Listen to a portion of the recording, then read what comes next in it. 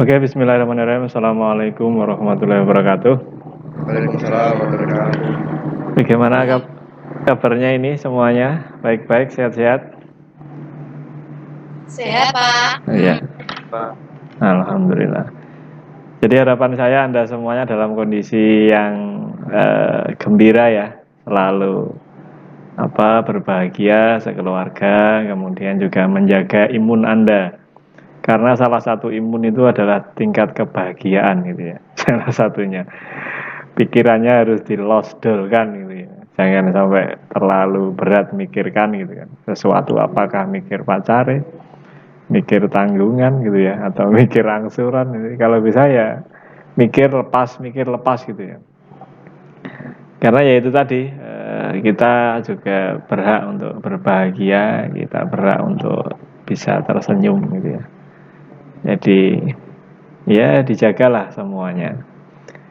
Jadi rumusnya itu kalau Anda pernah megang botol ini, botol minuman aqua atau le mineral, Anda pernah pegang seperti ini, yang utuh? Pernah?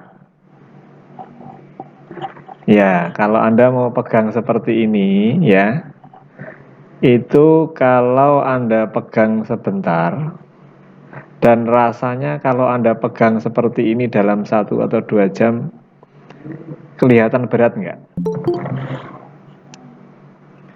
berat Pak. Nah, ini sebenarnya kan ringan, tapi coba Anda pegang 2 jam atau 1 jam, maka akan terasa berat. Nah, ini adalah seperti masalah Anda atau masalah kita semuanya. Nggak ada yang berat, ringan semua. Ya, tapi karena kita mikirin terus, megang terus gitu, terasa berat. Jadi sekali-kali dilepas gitu ya. Seleh nang meja. Nah, saya tak seleh nang sajadah rasanya. Masalah itu seleh nang sajadah, bilang sama Gusti Allah, nah ya Allah saya nggak kuat gitu. Masalahnya saya lepas bentar. Nah, nanti dipikir lagi ya gitu seperti itu. Tapi insya Allah nanti akan selalu ada jalan keluar.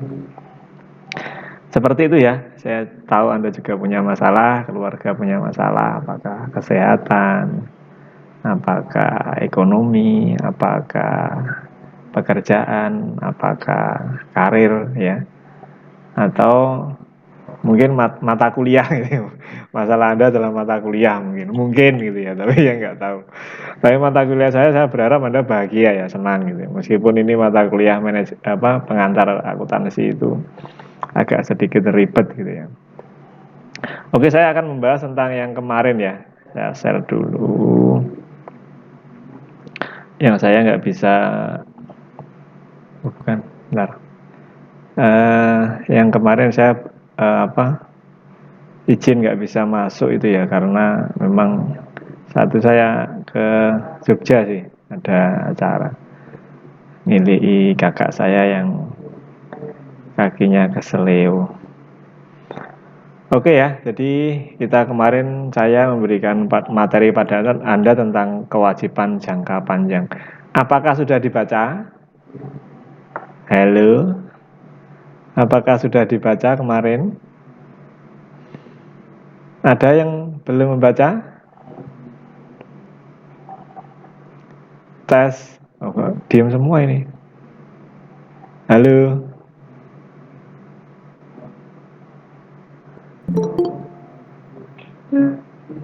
Belum, Pak.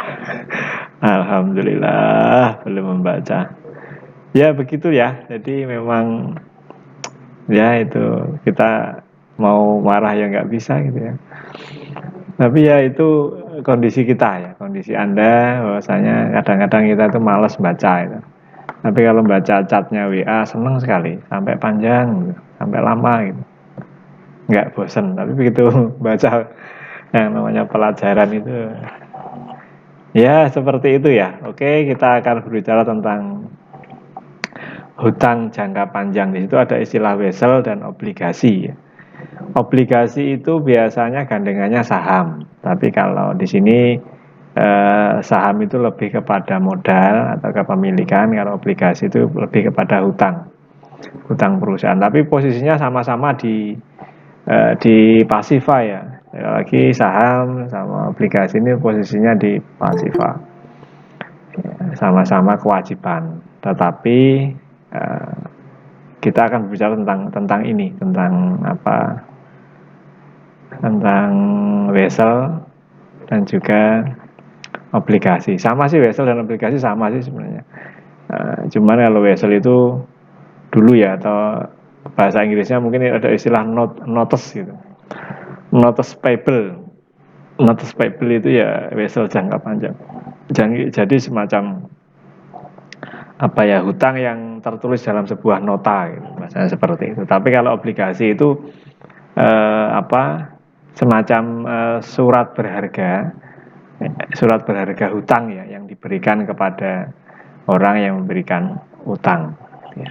Coba saya stop presentasi, saya akan memberikan penjelasan tentang ini ya, tentang secara garis besar saja. Saya sebentar.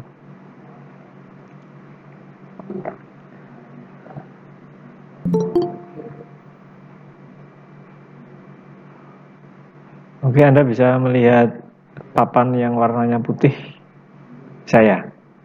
Oke, saya akan menjelaskan tentang obligasi. Jadi obligasi itu istilahnya surat hutang gitu ya. Jadi kalau Anda punya obligasi, ya Anda punya hutang, surat hutang. Jadi hutang jangka panjangnya perusahaan kepada Anda. Kalau Anda menerima obligasi, berarti Anda istilahnya itu diutangi oleh bukan diutangi sih. Anda memberikan hutang kepada perusahaan. Ya, hutang. Jadi intinya Anda memberikan utang kepada perusahaan jangka panjang, secara jangka panjang. Jangka panjang gitu. Nah, ini pengertiannya seperti itu. Jadi yang namanya hutang ya, itu biasanya pasti ada apanya? Ada bunga ya, atau bagi hasil. Jadi begitu ya. Kalau Anda ditanya tentang obligasi itu apa? Obligasi itu surat hutang. Surat hutang jangka panjang ya. Jadi perusahaan besar itu selain mengeluarkan saham, dia juga mengeluarkan obligasi. Nanti saya jelaskan tentang perbedaannya saham dan obligasi. Karena nanti Anda akan berkaitan dengan ini ya. Anda harus belajar membeli saham atau membeli obligasi. Jadi perusahaan itu pinjam uang kepada Anda, kepada masyarakat gitu ya. Nah, lewat penerbitan obligasi. Nah, nanti Anda setiap tahun atau mungkin setiap 6 bulan biasanya itu ada semacam pembagian bunga ya, atau bagi hasilnya. Ya sama lah seperti kalau Anda pinjam di bank itu ya, maka Anda dibebani dengan pengembalian pokok dan juga bunganya atau bagi hasilnya. Ya, jadi seperti itu. Nah, kalau saham itu artinya kepemilikan atas perusahaan. Jadi kalau Anda perusahaan mengeluarkan saham ya, kemudian Anda membeli saham itu, maka Anda menjadi salah satu pemilik dari perusahaan itu. Meskipun Anda belinya hanya, kalau saham itu belinya lot ya, lot, istilahnya satuannya itu lot. Satu lot itu sama dengan 100 lembar saham. Ya, jadi biasanya sahamnya uangnya Anda lihat di bursa efek atau bursa. Sekarang kan saya ada di galeri investasi ya. Itu salah satunya ngajari ini nanti ya, ngajari beli saham. Nah, saham itu umpamanya sahamnya sudah muncul, itu sahamnya harganya 450, berarti selembarnya 450. Kalau Anda beli 100 berarti ya sekitar 40-an ribu lah, seperti itu. Minimal beli satu lot, memang minimal belinya satu lot. Jadi begitu. Jadi tidak boleh beli satu lembar, nggak boleh. Tapi kalau surat obligasi utang ini, kalau surat utang jangka panjang yang obligasi ini, Anda ini sahamnya itu belum selesai ya. Ini nanti kalau obligasi kan dapatnya bunga ya. Tapi kalau saham ini dapatnya nanti istilahnya itu dividen. Nah ini dividen. Jadi setiap tahun itu mereka melakukan RAT, rapat anggota tahunan, atau rapat apa istilahnya. Kalau perusahaan besar itu namanya rapat umum pemegang saham, RUPS gitu ya. Nah itu bagi-bagi dividen. Nah dividen itu diberikan biasanya setiap tahun ya. Jadi dividen ini dari mana? Dari keuntungan perusahaan. Jadi kasarannya kalau obligasi itu ya, perusahaannya untung, perusahaannya rugi, Anda tetap dibayari bunganya bagi hasilnya berapapun itu. Ya kalau ditentukan umpamanya 5% per tahun itu umpamanya. Maka ya kalau perusahaan kondisinya naik turun ya bagaimanapun juga Anda dibayari cuma 5% bunga hasilnya itu selama setahun. Tetapi kalau dividen ini berdasarkan keuntungan perusahaan, dibagikan nanti ya, saham biasa dapat berapa, saham preferred dapat berapa gitu. Jadi berdasarkan keuntungan, bukan bunga. Jadi bisa naik turun dapatnya dividen ini setiap tahun. Jadi seperti itu ya perbedaannya antara obligasi dan saham. Ada yang wesel. Nah, ini biasanya istilahnya note ya, notice bahasa Inggrisnya, notice payable. Jadi Anda harus mengenal ini ya, mengenal istilah-istilah ini. Kalau ini surat apa ya, surat gitu aja. Jadi surat hutang hampir sama seperti obligasi, cuman di sini wesel itu yang menerbitkan tidak harus perusahaan ya, bisa perorangan. Kalau obligasi ini biasanya perusahaan besar. Wesel itu bisa perusahaan pemerintah. Nah, wesel seperti itu wesel itu. Kemudian secara garis besar sama seperti obligasi ya. Jadi ada bunganya, ada bagi hasilnya. Dan ini semuanya jangka panjang ya. Jangka panjang itu lebih dari 1 tahun ya.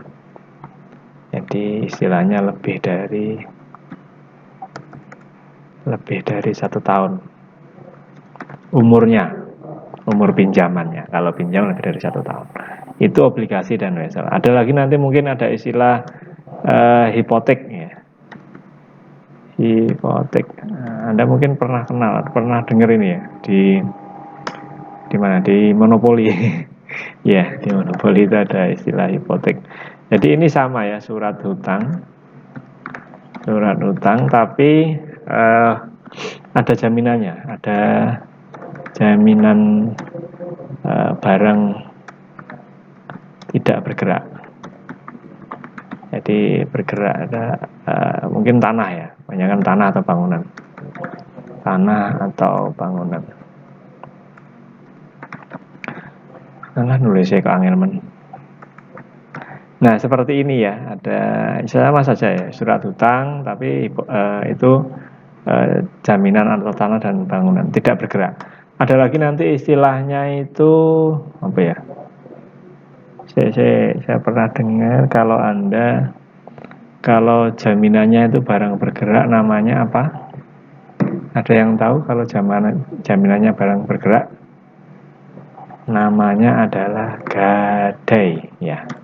Nah ini Anda sering gadai nih. Nah ini juga surat utang juga, tapi ini jaminannya barang bergerak. Maksudnya barang yang bisa berpindah-pindah ya, umpamanya emas, kemudian perhiasan gitu ya, motor, kemudian handphone, kemudian laptop, itu semuanya barang bergerak, bisa dibawa kemana-mana, gade itu ya. Jadi itu banyak perbedaan ya dari apa yang saya sampaikan. Tapi kalau gade ini ya jangka pendek saja sih, kalau hipotek, wesel, kemudian obligasi ini semuanya jangka panjang, lebih dari 1 tahun. Oke, itu penjelasannya. Kemudian ini saya kembali kepada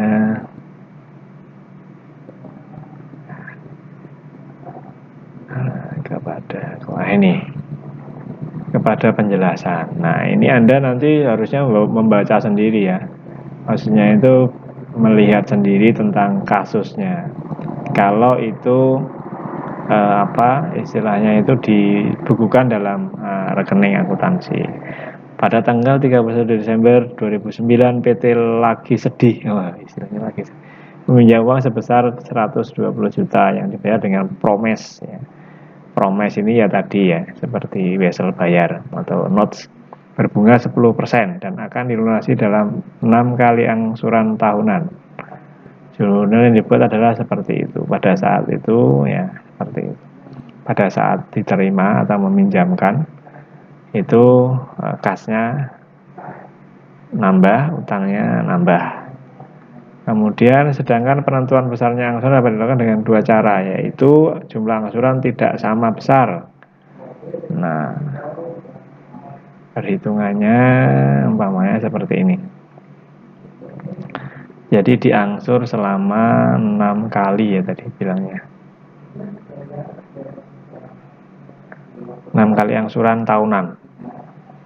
Ya, 6 kali. Jadi angsuran pokoknya itu 120 dibagi 6 ya. Kemudian angsuran bunganya itu segitu. Jadi tahun pertama angsuran pokok dan bunganya itu sebesar itu 32 itu. Kemudian di jurnal utang weselnya berkurang, utang bunganya segitu, kasnya keluar segini. Jadi yang menjadi tanggungan hanya 20 juta saja sebagai angsuran pokoknya. Tahun kedua sama. Nah, tahun kedua ini berbedanya di bunganya ya, karena sudah berkurang. Ada istilahnya bunga menurun istilahnya. Karena yang dibayar bunganya ini yang 100 juta ini. Tadi pertamanya kan 120 ya tahun pertama. Terus pertama 120 ini, tahun kedua yang 100 juta. Nanti tahun ketiga berkurang lagi sebesar 20 juta. Ada yang sifatnya jumlah angsurannya itu sama, dipukul rata gitu ya. Nah, istilahnya perhitungannya dengan cara membagi nilai nominal dengan faktor diskonto yang dapat dicari melalui tabel. Anda tahu istilah diskonto ya? Diskonto itu Anda kenal istilah diskon ya? Diskon itu kan potongan harga. Kalau diskonto ini potongan atas bunga ya. Jadi bunganya itu ada potongannya. Nah, contohnya ya seperti ini ya nanti. Jadi angsurannya berdasarkan kasus itu, maka faktor diskontonya adalah bunga 10%. Periode 6 tahun adalah sebesar 4,3553. Nah, jumlah angsurannya adalah pembulatan. Nah, itu ada tabel diskontonya nanti ya, ada ya. Nah, seperti ini.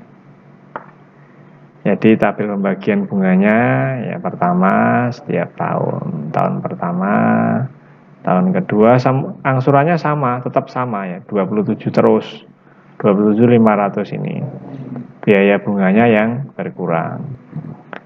Bagian pinjaman sampai akhir 6 tahun terakhir seperti ini. Jadi begitu nanti Anda pelajari dulu.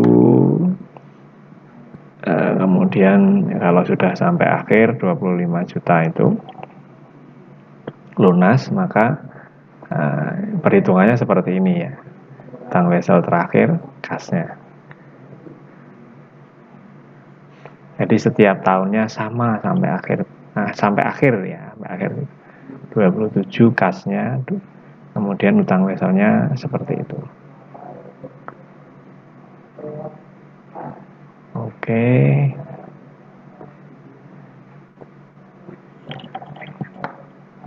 Nah, ini yang obligasi. Ada berbagai jenis obligasi ya, obligasi seri, sinking fund, atas nama, obligasi atas tunjuk, dengan jaminan, obligasi tanpa jaminan. Nah, ini cuman Anda bisa melihat sendiri ya, hampir sama sebenarnya. Cuman utang obligasi ini periodenya biasanya bisa 6 bulan sekali ya bayarnya, dan lebih dari setahun umurnya. Ini umurnya 12 tahun. Hampir sama dengan wesel, cuman pembayarannya saja yang dijual di antara 2 tanggal seperti itu. Nah, ini semuanya contoh-contohnya sebenarnya sudah lengkap ya. Tinggal membaca, tinggal memahami itu saja. Nanti soal ujiannya ya nggak jauh-jauh banget dari contoh seperti ini ya. Oke, adik-adik mahasiswa yang saya cintai semuanya, itu penjelasan tentang hutang jangka panjang ya, atau kewajiban jangka panjang. Dari sini ada yang perlu ditanyakan atau mau bertanya? Mbak Deni, Mas Faras, Mas Rifai. Ada pertanyaan? Mbak Trirate? Oh, enggak ada. Oke, Mbak Windy, Mas Yusuf. Ada pertanyaan? Mas Muhammad Soleh? Mau tanya Pak Pras. Monggo Mbak Deni. Pak Pras, ini tanya kalau punya umpama nabung di bank, terus dibuatkan SMS banking itu loh Pak. SMS banking. Apa itu? Kalian banking. M-banking ya. Benar tadi Iya. Mbak Wina. Lewat HP itu Pak. Itu kode-kodenya itu enggak maksudnya aman enggak Pak di HP maksudnya gitu loh. Oh, tentang keamanan ya. Jadi ini wilayahnya IT itu sebenarnya. Oh. Jadi begini ya sebenarnya jadi ya saya juga memberikan semacam edukasi kepada Anda tentang pembelajaran digitalisasi ya. Jadi memang ada yang namanya M-banking atau istilah pembayaran yang kalau kita kenal ada istilah pinjol itu ya, pinjaman online. Anda beli handphone kemudian hanya bawa KTP aja sudah bisa. Nah, itu sebenarnya hampir semuanya berawal dari tingkat keamanan kita ya. Kita itu di sini adalah handphone dan email. Biasanya cuma itu saja. Dan mereka punya teknologi atau punya istilahnya itu ya kasarannya hacker lah, untuk membobol rekening kita atau membobol data pribadi kita lewat HP. Dan itu memang tidak bisa dipungkiri, bisa gitu loh. Ya, jadi siapapun juga itu bisa aja dibobol HP-nya atau dibobol nomornya atau dibobol rekeningnya gitu ya. Tetapi sekali lagi pembobolan ini biasanya mereka akan pikir-pikir uangnya sampean berapa. Kalau di bawah 10 juta mereka nggak akan ambil resiko untuk bobol uang Anda. Tapi kalau uangnya lebih dari 10 juta, transaksinya istilahnya itu transaksinya itu berkala itu istilahnya sampai berlanjut lama itu, maka Anda akan diincar oleh mereka biasanya. Nah, biasanya dengan seperti ini kita punya berbagai macam yang namanya itu teknik security ya, teknik security ya. Meskipun teknik security ini sekali lagi hacker bisa membaca itu, tapi ada semacam kesulitan mereka untuk nanti membobolnya. Jadi biasanya saya itu emailnya sama, tetapi semua email saya itu terhubung dengan HP. ya, terhubung dengan handphone saya semuanya, dan handphone saya semuanya terhubung dengan email. Jadi dua-duanya saling berhubungan. Umpamanya teman saya itu atau hacker itu pengen bobol HP saya, maka otomatis ngarani itu email saya itu bunyi, dan itu akan memunculkan namanya kode verifikasi. Kalau kode verifikasi itu tidak dimasukkan ke dalam handphone saya, maka meskipun dia tahu password saya, dia tidak akan pernah bisa masuk. Demikian juga sebaliknya, email saya ya itu terhubung dengan HP saya. Begitu ada yang mau buka email saya, ya karena semua data informasi kan kebanyakan di email ya. Nah itu HP saya pasti bunyi. Nah, namanya verifikasi 2 langkah. Itu biasanya ada ya di Google atau di mana itu ada. Anda bisa menerapkan itu untuk pengamanan yang sifatnya pertama, atau pengamanan yang sifatnya emergency pertama. Setelah itu nanti bisa membackup data. Jadi kalau bisa data di HP atau data di komputer itu ya, atau di laptop itu kalau pas mau backup itu kalau bisa jangan dengan dalam posisi online ya. Jadi posisi offline, Anda backup di hard disk gitu ya, maka itu nggak apa-apa. Jadi itu beberapa teknik pengamanan sebenarnya, dan termasuk m-banking. M-banking itu akan terhubung dengan HP kita, terhubung dengan email kita pasti. Nah itu salah satunya itu tadi, Anda cari pengamanan 2 langkah ya. Biasanya seperti ini. Coba saya peragakan ya. Nanti Anda istilahnya itu lihat sendiri. Iya, Pak. Jadi saya coba.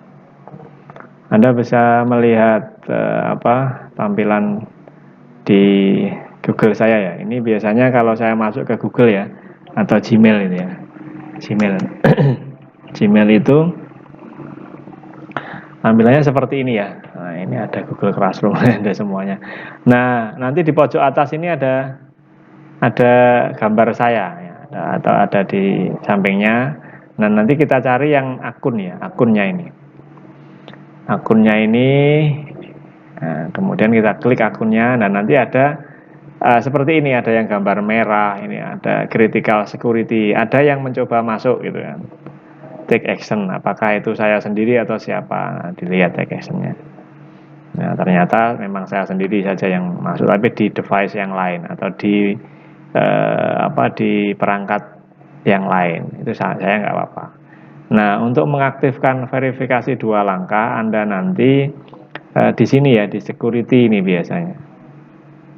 Security ini kita klik, nah, kemudian di situ ada, tadi kan ada nggak ya? Nah ini 2 step verification ya, 2 step verification ini on ya. Kalau masih off maka harus Anda on kan. Nah ini akan terhubung dengan HP Anda ya, sehingga pada saat ada sesuatu hal, ada yang bisa melihat atau istilahnya itu buka password dari kotak masuk Anda atau di email Anda itu, maka handphone Anda akan bunyi dan mengeluarkan 6 digit ya, 6 digit kode verifikasi. Kalau kode verifikasi itu nggak dimasukkan dalam beberapa menit, maka nggak bisa dia masuk, dan akan ganti lagi di beberapa menit berikut. Biasanya 2 menit ya, 2 atau 3 menit itu. Jadi itu salah satu pengamanannya ya, step verification ini di on kan. Jadi sudah seperti, jadi begitu ya Mbak Denik ya. Iya, Pak. Terima kasih. Jadi seperti itu. Jadi nggak apa-apa Anda pakai m-banking, tapi sekali lagi harus terverifikasi dengan HP Anda yang selalu aktif ya, yang tidak gonta-ganti nomor. Itu ya salah satu pengaman sementara sih, yang hacker itu biasanya sebenarnya bisa, cuman hacker itu masih biasanya kalau orang-orang seperti kita, maksudnya akunnya di bawah 100 juta ya nggak ngapa-ngapain. Ya dilihat saja lah. Jadi begitu. Jadi teman-teman saya itu ya Kebanyakan ya begitu, belajar tentang digitalisasi, salah satunya adalah tentang tingkat keamanan. Jadi ke depan nanti hampir semua, pokoknya begini ya, Anda pinjam di pinjol atau pinjaman online, kemudian Anda sampai telat bayar 1 hari, 2 hari, ya, banyak kasus sebenarnya. Itu wah, Anda mesti dibobol dulu itu yang namanya handphone Anda, dan Anda pada saat pinjam itu harus mengaplikasikan on. Mereka on, maksudnya mereka bisa masuk ke HP Anda sehingga mereka leluasa mencari atau melihat data pribadi Anda, apakah kontak pribadi atau kontak teman-teman.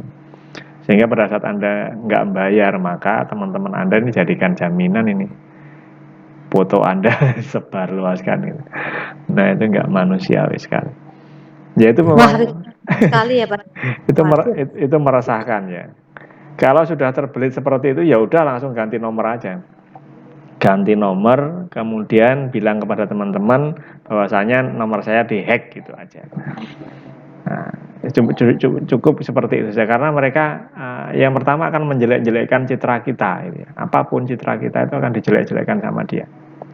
Makanya kita harus waspada dengan pinjaman-pinjaman yang sifatnya mudah seperti itu ya, ketoknya gampang tapi kemudian di belakangnya itu menimbulkan masalah-masalah. Ya mendingan kalau saya sih ya, saya tidak berharap ya untuk pinjam ya. Saya kalau beli ya, saya sampaikan kepada Anda, kalau nggak punya ya nggak usah beli dulu, nabung dulu gitu ya. Kalau nanti pun beli ya beli yang cash. Ya, kalaupun pakai kredit ya kredit yang nggak usah online-online lah, yang tidak seperti itu. Kalau nagih berhadapan-hadapan itu nggak apa-apa gitu, nggak masalah. Jadi Iya Pak, punya besar. resikonya itu kalau online itu seperti itu loh. Jadi sampai dia entek kurang golek bahasanya. Dan itu terjadi di teman-teman sama saudara, itu ada yang seperti itu. Tiba-tiba saya di telepon sama orang yang nggak dikenal gitu. Apakah Anda saudaranya A ini gitu? Tolong dikasih sama dia ya. Dia nggak bayar angsuran gini ya. Padahal cuman saya konfirmasi, iya saya pinjam, cuman saya baru telat berapa hari aja gitu.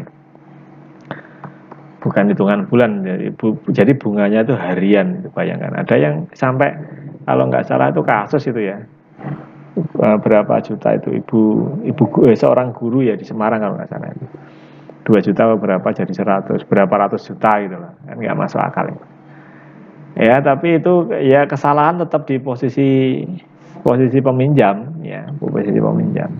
Meskipun nanti kalau diperkarakan pun mereka nggak akan pernah mau, karena mereka istilahnya itu tetap kalah dari sisi OJK, dari sisi perbankan itu dengan bunga yang sedemikian besar itu tidak masuk akal dan akan kalah. Tapi mereka tidak akan menggunakan jalur itu, tidak menggunakan jalur hukum ya. Nah, salah satunya adalah menjelekkan citra kita. Itu yang wah itu lebih dari jalur hukum itu. Citra kita di mata sahabat-sahabat, saudara-saudara kita sudah dihancurkan sama dia gitu. Padahal utang mengerong juta gitu ya. Oke gitu ya Mbak Deni ya. Oke, ada pengalaman apa? Berbagi pengalaman saja. Ada lagi yang mau bertanya tentang kehidupan tentang sesuatu yang berkaitan dengan kegiatan ekonomi Anda? Silakan. Oh, udah nggak ada ini. Udah. Mau tanya Pak. Mas Muhammad, silakan. Muhammad Abdul Rizidan, silakan. Kira-kira lebih baik beli reksadana atau saham Pak? Oh ya, Anda ini ya, ada istilah reksadana atau saham ya. Kalau saham itu Anda belinya itu sendiri ya, sendiri maksudnya pribadi sendiri. Tapi kalau reksadana itu Anda belinya lewat instansi. Instansinya dibalik namanya dana reksa gitu biasanya. Jadi begini, Anda punya uang 10 juta nih ya, mau beli saham sendiri, ini nggak apa-apa. Tapi kalau Anda kepingin nggak ada resiko, Anda titipkan aja ke reksadana tadi. Saya titip ke reksadana gitu ya. Tolong uang 10 juta saya ini diinvestasikan terserah kemana. Nah, kemudian dia ngitung-ngitung uang Anda dimasukkan ke saham segini, dimasukkan obligasi ke segini, dimasukkan ke properti segini, sama dia yang ngatur. Jadi kalau di reksadana itu biasanya kita disuguhi sesuatu hasil yang apa istilahnya itu meruidadi lah. Jadi kita nggak repot-repot. Biasanya orang-orang yang kaya pakai itu. Tapi kalau saham itu lebih kepada kita beli sendiri secara mandiri, dan saya menganjurkan ya Anda beli mandiri aja lah. Itu ya, Mas Afdalun Zidan. Ya, Pak, terima kasih, Pak. paham ya? Oke, jadi gitu. Jadi ada yang namanya fund manager ya. Fund manager itu atau manajer keuangan itu biasanya ada di reksadana atau dana reksa tadi. Fund manager dia akan mengalokasikan uang 10 juta Anda tadi di berbagai tempat, tidak satu saham saja. Itu biasanya. Nah, saya nggak suka itu. Saya suka yang high risk, high return. Jadi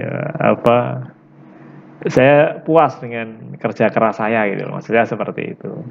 High return itu kan tinggi hasilnya, tapi juga high risk ya, tinggi resikonya gitu. Kalau kita tahu istilah risk, RISK ya bahasa Inggris ya, risk itu kalau RISK bahasa Inggris, kalau bahasa Arabnya itu risk ya, RIZKI. Jadi hampir sama, rezeki sama risk, resiko itu sama ya. Jadi resiko itu sama seperti rezeki Anda itu sama seperti resiko ya. Kalau Anda ingin bekerja keras maka hasilnya banyak, besar gitu ya. Resikonya juga besar gitu ya. Pokoknya Anda malam-malam harus bangun malam ya, sholat, kemudian yang lain pada tidur terlelap, itu kan sesuatu pengorbanan yang tinggi ya. Resikonya apa? Anda kan nggak tidur akhirnya, tapi hasilnya apa ya? Anda diberi kemudahan ya. Itu rezeki itu seperti sama seperti risk gitu ya. Resikonya ya Anda nggak tidur gitu aja ya. Sama makanya kalau di pekerjaan itu Anda bekerja keras itu ya, istilahnya bekerja keras itu ya senang membaca, senang menulis ya, kemudian senang bereksperimen atau mencari pengalaman, itu kan sebuah pengorbanan, resiko tinggi gitu loh ya. Tidak setiap orang bisa menulis, tidak setiap orang mau untuk membaca. Tadi saya suruh membaca aja kan tidak semuanya mau membaca kan. Nah, resiko itu kan, membaca itu resiko atau rezeki tadi itu ya. Resikonya apa? Anda kehabisan waktu, males ya. Tapi siapa yang mengambil resiko, siapa yang berani memegang sebuah rezeki, maka dia yang akan berhasil. Mosok Anda megang HP, lihat chat itu seharian ya 2 jam lah, minimal 2 jam itu Anda kuat mata Anda itu. Masa lihat seperti pelajaran saya atau pelajaran dosen-dosen yang lain atau guru-guru yang lain Anda nggak mau. Nah, cuman berapa menit, 10 menit, mungkin setengah jam paling lama. Anda ngambil resiko enggak? Nah, kan kebanyakan kan kita anak-anak muda sekarang kan nggak mau ambil resiko. Pengennya nggak kerja keras atau hidup santai tapi duit kan enggak? Ya, hidup santai, duit gitu ya, bojone ayu, bojone ganteng gitu. Kehidupannya normal-normal gitu kan ya, punya anak, punya keluarga, mati masuk surga gitu kan. Begitu ya? Begitu enggak? Enggak, Pak. Ya saya ya kita paham manusia itu kepengennya enak, tapi sekali lagi Anda harus berani memegang rezeki itu, memegang sebuah resiko apapun itu. Resikonya kuliah ya seperti ini, harus meluangkan waktu yang harusnya sore untuk keluarga, sore untuk santai-santai harus kuliah. Nah, ya untungnya kuliah saya kuliah santai gitu ya, nggak terlalu membosankan menurut saya sih. Kalau menurut Anda membosankan nggak? Kalau membosankan saya matikan ini. Enggak, Pak. Bukan.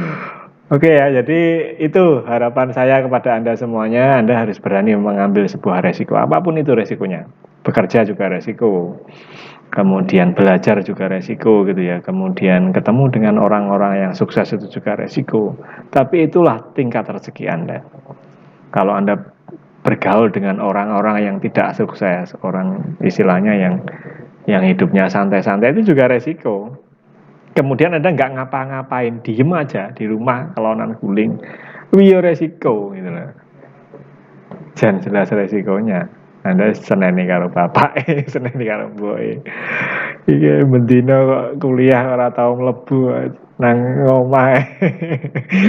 Jadi seperti itu ya. Ya ini resikonya online gitu ya. Oke teman-teman saya yang berbahagia, adik-adik mahasiswa, demikian mata kuliah saya untuk pertemuan yang ke-12 ini. Semoga Anda bisa menikmati ya. Semoga Anda bisa memahami meskipun saya menjelaskannya tidak begitu sepaneng ya. Saya menjelaskannya dengan sesuatu yang santai dan sesuai dengan kehidupan sehari-hari. Oke, saya coba jangan live dulu ya. Ini saya belum absen ya. Anda sudah live. Saya sebentar. Saya absen dulu ya dari atas. Saya absen dulu semuanya sebentar dalam beberapa detik. Anda jangan live dulu.